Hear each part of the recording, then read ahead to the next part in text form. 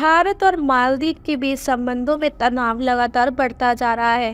PM Modi के खिलाफ बदजुबानी पर भारत किसी भी तरह से नरमी बरतने के मूड में नहीं दिख रहा है।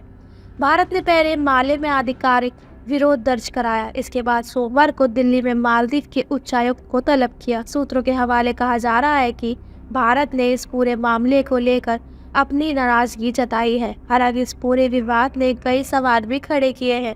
मालदीव में चीन समर्थक मोहम्मद मोइजू के राष्ट्रपति बनने के बाद से दोनों देशों के संबंधों में तल्खी बढ़ी है। ऐसे में सवाल है कि भारत का ये पड़ोसी इतना अहम क्यों है।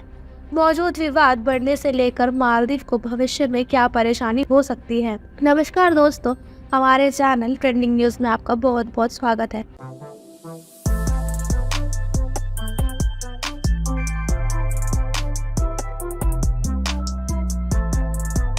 आज हम ट्रेंडिंग न्यूज़ में लेकर आए हैं खबर, भारत का विरोध मालदीव को कितना भारी पड़ेगा।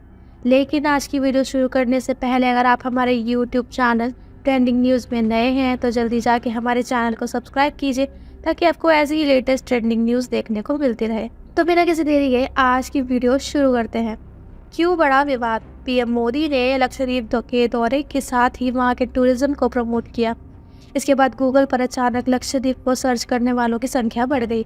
इसी के साथ सोशल मीडिया पर लक्षद्वीप की खूबसूरत तस्वीरें पोस्ट की जाने लगी।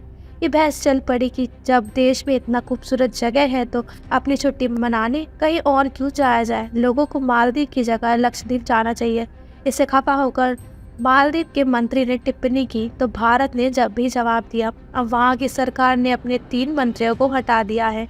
मालदीव को क्या दिक्कत है? भारत से करीब 2 लाख से ज़्यादा लोग हर साल मालदीव की यात्रा करते हैं। मालदीव में मौजूद भारतीय हाई कमीशन के आंकड़ों को माने तो साल 2022 में 2,40,000 और 2023 में करीब 2 लाख लोग मालदीव की यात्रा करी थी।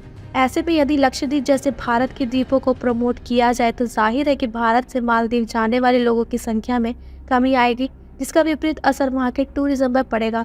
इसकी आशंका से वहाँ के मंत्री भड़के हुए हैं। क्यों अहम है ये पड़ोसी देश? भारत का पड़ोसी देश मालदीव हिंद महासागर पर बसा है और इस कारण ये सुरक्षा की दृष्टि से भी अहम है। यहाँ की नई सरकार चीन के करीब दिख रही है। मालदीव के नए राष्ट्रपति ने तो अपने चुनाव प्रचार में भी इंडिया आउट का नारा दिया था। विदेश मामलों के जानकार हर्षवर्धन पंत का भी मानना है कि अगर तल्खी बढ़ती है तो हिंद महासागर रीजन की सिक्योरिटी भारत के लिए परेशानी का सबब बन सकती है। चीन हमारे रिश्तों की तल्खी का फ़ायदा उठाने की कोशिश कर सकता है, जिसका भारत ख्याल रखेगा। इसलिए भारत सरकार की तरफ से बैलेंस अप्रोच रखा गया है, जबकि मालदीव की तरफ से तो लगातार काफ़ी कुछ कहा जा रहा है।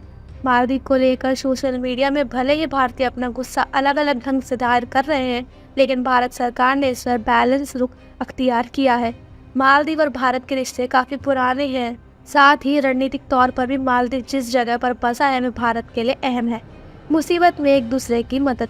मालदीव भारत का करीबी रहा है और ज़रूरत पड़ने पर भारत ही मालदीव की मदद करता रहा है। लेकिन मालदीव और भारत के बीच की दूरी चीन को वहां अपनी पकड़ बनाने का रास्ता दे सकती है। वैसे ही मालदीव की मौजूदा सरकार को चीन की तरफ झुकाव वाला माना जाता है।